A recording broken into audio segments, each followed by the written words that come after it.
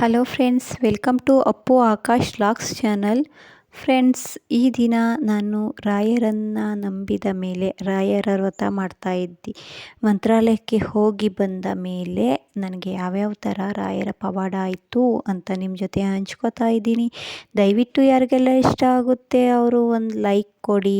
ಹಾಗೆ ಹೊಸ್ದಾಗಿ ನನ್ನ ಚಾನಲ್ ನೋಡೋರು ಸಬ್ಸ್ಕ್ರೈಬ್ ಮಾಡ್ಕೊಂಡು ನೋಡಿ. 2023ನೇ ಇಸ್ವಿಲಿ ನನ್ನ ಮಗ ಆಗಲೇ ಎಜುಕೇಷನ್ ಬಿಟ್ಟಿದ್ದ. ಎಜುಕೇಷನ್ ಬಿಟ್ಬಿಟ್ಟು ಬೇರೆಯವ್ರಿಗೆ ಎಳ್ನೀರು ಕುಯ್ಯೋಕ್ಕೆ ಅಂತ ಹೋಗ್ತಾ ಇದ್ದ. ಬೇರೆಯವ್ರಿಗೆ ಇವನೇ ಕೂಲಿಯಾಗಿ ಹೋಗ್ತಾ ಇದ್ದ. 2023 ಮೇ ತಿಂಗಳಲ್ಲಿ ನಾನು ಮಂತ್ರಾಲಯಕ್ಕೆ ಹೋಗಿ ರಾಯರ ದರ್ಶನ ಪಡೆದು ಬಂದ ಮೇಲೆ ಇವನು ₹1 ನಮ್ಮ ಮನೆಗೆ ಕೊಡ್ತಿರ್ಲಿಲ್ಲ. ಆಮೇಲೆ ಇವನು ಚೀಟಿ ಕಟ್ಕೊಂಡು ದುಡ್ಡೆಲ್ಲ ಉಳಿಸೋಕ್ಕೆ ಶುರು ಮಾಡ್ದ. ಮತ್ತು ನನ್ನ ಮಾತು ಅವನು ಕೇಳ್ತಾ ಇರಲಿಲ್ಲ. ಆಮೇಲೆ ನನ್ನ ಮಾತು ಕೇಳೋಕ್ಕೆ ಶುರು ಮಾಡ್ದ. ಆಮೇಲೆ ಇದು ಜನವರಿ 24ನೇ ಇಸ್ವಿ ಜನವರಿಲಿ ನಾವೇ ಸ್ವಂತವಾಗಿ ಒಂದು ಎಳ್ನೀರು ಗಾಡಿ ಟೆಂಪೋನ ನಾವು ಮೇಘ ಗಾಡಿನ ತಗೊಂಡು. ಏನಕ್ಕಪ್ಪ ಅಂತಂದರೆ ನನಗೆ ನನ್ನ ಮಗ ಬೇರೆಯವ್ರ ಕೈ ಕೆಳಗೆ ಕೆಲಸ ಮಾಡೋದೇನಷ್ಟು ಇಷ್ಟ ಇರಲಿಲ್ಲ. ಆ ಗಾಡಿನ ಅವ್ನು ತಗೋಬೇಕಾದ್ರೆ ಫುಲ್ಲು ಎಲ್ಲ ಐಡಿಯಾ ನಂದೇ. ಅಂದರೆ ಮನೆ ಹತ್ರ ಕ್ಯಾಮ್ರಾ ಹಾಕಿಸ್ಬೇಕು, ಯಾರು ಏನಾರ ಗಾಡೀಲಿ ಏನಾರ ಬಿಚ್ತಾರೆ ನೈಟ್ ಹೊತ್ತು ಬಂದುಬಿಟ್ಟು ಅಂತ ಹೇಳಿದೆ. ಹಾಗೆ ಅವನು ₹13,000 ಕೊಟ್ಟು ಕ್ಯಾಮ್ರಾ ಹಾಕಿಸ್ದ. ಮತ್ತು ಚೀಟೀಲಿ ಇಷ್ಟು ದುಡ್ಡು ಬರುತ್ತೆ, ಇನ್ನು ಎಷ್ಟು ಬೇಕಷ್ಟು ನಾವು ಬಡ್ಡಿ ಸಾಲ ಮಾಡಬೇಕು ಅಂತ ಹೇಳ್ಬಿಟ್ಟು ಬಡ್ಡಿ ಸಾಲ ಮಾಡಿದೆ. ಅದಕ್ಕೆ ಎಕ್ಸ್ಟ್ರಾ 2 ಚೀಟಿ ಹಾಕಿಸ್ದೆ. ಆ ಚೀಟಿ ದುಡ್ಡನ್ನ ಎತ್ತಿ ಅವ್ರಿಗೆ ಕೊಟ್ಟು ಬಡ್ಡಿ ಸಾಲ ತೀರಿಸ್ತೋ. ಈ ಥರ ಅಂದರೆ ಪ್ಲ್ಯಾನು. ಆ ಪ್ಲ್ಯಾನೆಲ್ಲ ನಾನು ಹೇಳ್ದಾಗೆ ಕೇಳ್ದೆ. ತುಂಬ ಖುಷಿಯಾಯಿತು. 2024ನೇ ಇಸ್ವಿ ಜನವರಿಲಿ ನಾವು ಎಳ್ನೀರಿಗೆ ಅಂತ ನಾವು ಸ್ವಂತ ಬಿಸ್ನೆಸ್ ಮಾಡೋಕ್ಕೆ ಶುರು ಮಾಡ್ದೋ. ಆಮೇಲೆ ಸ್ವಂತ ಬಿಸ್ನೆಸ್ ಶುರು ಆದಮೇಲೆ ಆಮೇಲೆ ಮಿರಾಕಲ್ಲಿಯೇ ಅಂದರೆ ₹100 ನೋಡೋರು ₹1,000 ನೋಡ್ದೋ ಆ ಥರ. ಆಮೇಲೆ ನಮ್ಮಪ್ಪ ಜಾಸ್ತಿ ಕುಡಿತಾ ಇದ್ರು, ಡ್ರಿಂಕ್ಸ್ ಮಾಡ್ತಾಯಿದ್ರು. ಆಮೇಲೆ ಅವ್ರೂ ಸ್ವಲ್ಪವಾಗಿ ಡ್ರಿಂಕ್ಸ್ ಎಲ್ಲನೂ ಬಿಟ್ಟರು. ಆಮೇಲೆ ಇನ್ನೊಂದೇನಪ್ಪ ಅಂದರೆ ನಾವು 2023ನೇ ಮೇ ತಿಂಗಳಲ್ಲಿ ನಾವು ಮಂತ್ರಾಲಯಕ್ಕೆ ಹೋಗಿದ್ದಾಗ ಆ ಕಡೆಯಿಂದ ಬರಬೇಕಾದ್ರೆ ರೈಲ್ವೆ ಸ್ಟೇಷನ್ನು ಮೆಟ್ಲು ಹತ್ತುತ್ತಾ ಇದೆ. ಅಂದರೆ ಆ ಕಡೆಯಿಂದ ಬರಬೇಕಾದ್ರೆ ದರ್ಶನ ಎಲ್ಲ ಮಾಡಿಕೊಂಡು ಮತ್ತೆ ಟ್ರೈನಿಗೆ ಬರಬೇಕಾದ್ರೆ ರೈಲ್ವೆ ಸ್ಟೇಷನ್ ಮೆಟ್ಲು ಹತ್ತುತ್ತಾ ಇದ್ದೆ. ಇದ್ದಕ್ಕಿದ್ದಂಗೆ ನನ್ನ ಕಾಲು ಸ್ಲಿಪ್ ಆಗೋಯಿತು. ನನ್ನ ಕಾಲು ಫಸ್ಟೇ ಆಕ್ಸಿಡೆಂಟ್ ಆಗಿ ಕಾಲು ಏಟಾಗೈತೆ. ಇದ್ದಕ್ಕಿದ್ದಂಗೆ ನಾನು ಚಪ್ಪಲಿ ಹಾಕಿದ್ದೀನಿ. ಇದ್ದಕ್ಕಿದ್ದಂಗೆ ನನ್ನ ಕಾಲು ಸ್ಲಿಪ್ ಆಗೋಯಿತು. ನಾನು ಹಿಂದಕ್ಕೆ ಬಿದ್ದೋಯ್ತಾ ಇದ್ದೀನಿ.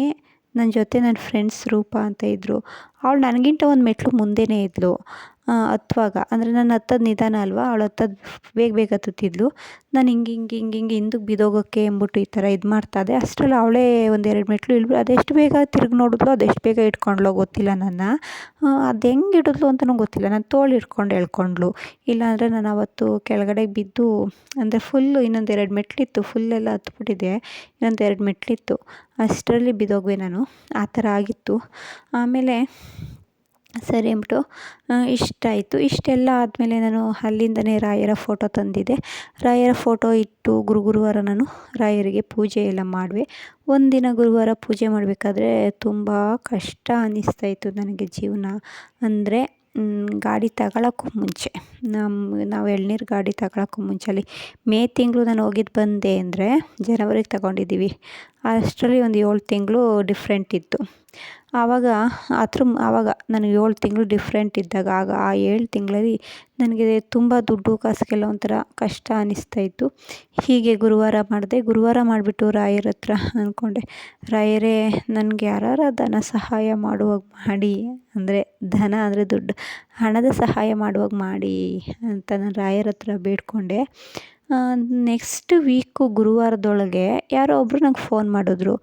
ನಾನು ಫೋನ್ ಪಿಕ್ ಮಾಡಿದಾಗ ನೀವು ಶೋಭಾ ಅಂತನಾ ಅಂತಂದರು. ಹೌದು ಅಂದೆ. ನೀವು ಯಾವ ಊರು ಅಂದರು. ನಾನು ಮಂಡ್ಯ ಅಂದೆ. ಆಮೇಲೆ ನೀವು ಯಾವ ಊರು ಮೇಡಮ್ ಅಂದೆ. ನಾನು ಶಿವಮೊಗ್ಗ ಅಂತ ಹೇಳಿದ್ರು. ಆಮೇಲೆ ಹೇಳ್ಬಿಟ್ಟು ನಾನು ಈ ಥರ ಶಿವಮೊಗ್ಗದಲ್ಲಿ ರಾಯರ ಮಠಕ್ಕೆ ಹೋಗಿದ್ದೆ. ಅಲ್ಲಿ ಒಬ್ಬರು ತಾತಪ್ಪ ಕೂತಿದ್ರು ಆಚೆಗಡೆ. ಅವರು ನನಗೆ ಈ ನಂಬರ್ ಕೊಟ್ಟರು.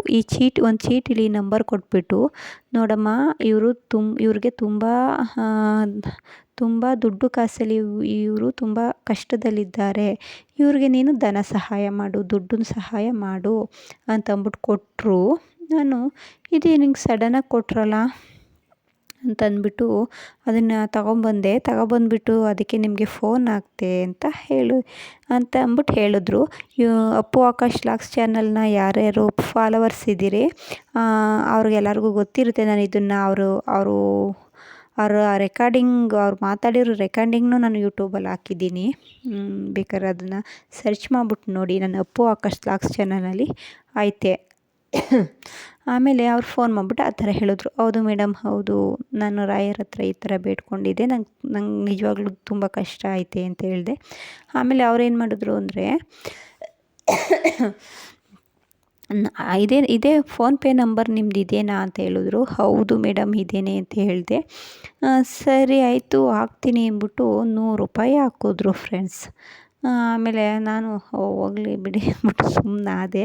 ರಾಯರೇ ಹೋಗಲಿ ಬಿಡಿ ಏನೋ ಅಂದ್ಬಿಟ್ಟು ಸುಮ್ಮನಾದೆ. ಈ ಥರ ನನಗೆ ಪವಾಡ ಆಯಿತು. ಈ ಥರ ಪವಾಡ ಆದಮೇಲೆ ಆಮೇಲೆ ನನಗೆ ನಮ್ಮ ಅತ್ತೆ ಮನೆಗೆ ಹೋಗುವಂತಹ ಅವಕಾಶ ಇರಲಿಲ್ಲ. ನಮ್ಮ ಹತ್ರ ಎಲ್ಲದಕ್ಕೂ ಭಾಗವಹಿಸ್ಕೊಂಡಿದ್ರು ನಮ್ಮ ಮನೆ ನಮಗೆ ಬಿಟ್ಕೊಟ್ಟಿರಲಿಲ್ಲ ಅವರು. ಆಮೇಲೆ ರಾಯರ ಹತ್ರ ಬೇಡಿಕೊಂಡೆ, ನನ್ನ ಮನೇಲಿ ನಾನು ದೀಪ ಹಚ್ಕೊಂಡಿರಬೇಕು, ನನ್ನ ಮನೆ ನನಗೆ ಬಿಟ್ಕೊಡ್ಬೇಕು, ನಂದು ಅಂತ ಏನಾಯಿತೋ ಎಲ್ಲ ಬಿಟ್ಕೊಡ್ಬೇಕು ಅಂತ ಬೇಡ್ಕೊಂಡೆ. ಅದೇ ಥರ ನಾನು ಈಗ ಹೋಗಿ ವಾರಕ್ಕೆ 2 ಸಲ ಹೋಗಿ ನನ್ನ ಮನೆ ಕ್ಲೀನ್ ಮಾಡಿ ನನ್ನ ಮನೇಲಿ ದೀಪ ಹಚ್ಬಿಟ್ಟು ಬರ್ತಾ ಇದ್ದೀನಿ. ನಂದು ಅನ್ನೋದು ಏನೈತೆ ಅದನ್ನು ಬಿಟ್ಕೊಟ್ಟವ್ರೆ. ಆದ್ರೂ ಈ ಮೈದಾ ಭಾವ ವಾರ್ಗಿತೀರು ನನಗೆ ತುಂಬ ಕಿರಿಕ್ ಮಾಡ್ತಾಯಿದ್ದಾರೆ. ಅದನ್ನು ರಾಯರೇ ನೋಡ್ಕೊಳ್ಳಿ ಅಂತ ಹೇಳ್ತಾ ಇದ್ದೀನಿ. ರಾಯರನ್ನು ನಂಬಿ ಕೆಟ್ಟೋರು ಯಾರೂ ಇಲ್ಲ. ಹಾಗೆ ಸತ್ಯ ಧರ್ಮವಾಗಿ ನೀವು ನಡ್ಕೊಂಡ್ರೆ ನಿಜವಾಗ್ಲೂ ರಾಯರು ನಿಮಗೆ ಒಲಿತಾರೆ. ಆದರೆ ಒಬ್ಬೊಬ್ಬರು ಏನು ಮಾಡ್ತಾರೆ ಅಂದರೆ, ಈಗೆಲ್ಲ ಪಬ್ಲಿಸಿಟಿ ಸೋಷಿಯಲ್ ಮೀಡ್ಯಾದಲ್ಲೆಲ್ಲ ಪಬ್ಲಿಸಿಟಿ ಆಗಿರೋದ್ರಿಂದ ಎಲ್ಲರೂ ಅರ್ಧಕ್ಕರ್ಧ ಜನ ರಾಯರ ಫೋಟೋ ತಂದಿಟ್ಕೊಂಡಿದ್ದಾರೆ. ಆದರೆ ಅವ್ರು ಏನು ಮಾಡ್ತಾರೆ, ಮಾತಿಗೂ ಸುಳ್ಳು ಹೇಳ್ತಾ ಇರ್ತಾರೆ. ಮತ್ತು ಏನಾದರೂ ಕೆಟ್ಟ ಹ್ಯಾಬಿಟ್ ಮಾಡ್ತಾ ಇರ್ತಾರೆ. ಅಂದರೆ ಕಳ್ಳತನ, ಈ ಥರ ಬೇರೆ ಥರ ಕೆಟ್ಟ ಹ್ಯಾಬಿಟ್ ಮಾಡ್ತಾ ಇರ್ತಾರೆ. ಆದರೆ ರಾಘಪ್ಪ ನೀನೇ ನನಗೆ ಇದಕ್ಕೆ ದಾರಿ ತೋರಿಸ್ದೆ ಅಂತ ಇರ್ತಾರೆ. ನಾನು ಹೇಳೋದೊಂದೇ, ಸತ್ಯ ಧರ್ಮವಾಗಿರಿ, ನ್ಯಾಯವಾಗಿರಿ. ಇನ್ನೊಬ್ರ ಹತ್ರ ಕಿತ್ಕೊಂಡು ತಿನ್ನೋಕ್ಕೆ ನೋಡಬೇಡಿ. ನೀವು ಧರ್ಮವಾಗಿದ್ದರೆ ರಾಯರು ನಿಮಗೆ ಹೆಚ್ಚೊಕ್ಲು ಕೊಟ್ಟು ಒಳ್ಳೇದು ಮಾಡ್ತಾರೆ. ಇನ್ನೊಬ್ರನ್ನ ಅಯ್ಯೋ ಅನಿಸಿ ಬದುಕಕ್ಕೆ ಹೋಗಬೇಡಿ. ನೀವು ಸುಳ್ಳು ಹೇಳಬೇಕು ಅಂದರೆ ಯಾರ್ದಾರ ಮಾನ ಪ್ರಾಣ ಹೋಗುತ್ತೆ ಅಂದರೆ ಮಾತ್ರ ಸುಳ್ಳು ಹೇಳಿ. ಪದೇ ಸುಳ್ಳು ಹೇಳ್ಬಿಟ್ಟು ರಾಯರೇ ಅಂತ ಹೇಳಬೇಡಿ, ಅದು ನಿಮಗೆ ದೋಷ ಆಗುತ್ತೆ. ಓಕೆ ಫ್ರೆಂಡ್ಸ್, ಈ ವಿಡಿಯೋನ ಇಷ್ಟಕ್ಕೆ ಮುಗಿಸ್ತಾ ಇದ್ದೀನಿ. ಮಧ್ಯೆ ಎಷ್ಟೋ ಪವಾಡಗಳನ್ನ ಮರ್ತ್ಕೊಂಡ್ಬಿಟ್ಟಿದ್ದೀನಿ ಅನಿಸುತ್ತೆ. ಓಕೆ, ಇನ್ನೊಂದು ಹೇಳ್ಬಿಡ್ತೀನಿ. ಏನಪ್ಪ ಅಂದರೆ, ನಮ್ಮ ಸೋದರ ಮಾವನ ಮಗಳಿಗೆ ಡೆಲಿವರಿ ಆಯಿತು. ಡೆಲಿವರಿ ಆಗಿಬಿಟ್ಟು ಪಾಪುಗೆ ಪಾಪುಗೆ ಇದಾಯಿತು. ಐಸಿಯುನಲ್ಲಿ ಇಟ್ಟಿದ್ರು ಪಾಪುನ. ಮತ್ತು ಇವಳಿಗೆ ಬ್ಲೀಡಿಂಗು ಅಂದರೆ ಸಿಜರಿನ್ ಮಾಡಿದರು. ಸಿಜರಿನಲ್ಲಿ ಹೊಲಿಗೆ ಎಲ್ಲ ಓಪನ್ ಆಗಿ ಬ್ಲೀಡಿಂಗ್ ಎಲ್ಲ ಬರ್ತಾಯಿತ್ತು. ಅದೂ ರಾಯರನ್ನು ನಂಬಿ ರಾಯರಿಗೆ ಹರಕೆ ಕಟ್ಕೊಂಡ ತಕ್ಷಣ ಅವಳಿಗೆ ಒಳ್ಳೆಯದಾಯಿತು. ಬ್ಲೀಡಿಂಗ್ ಎಲ್ಲ ನಿಲ್ತು.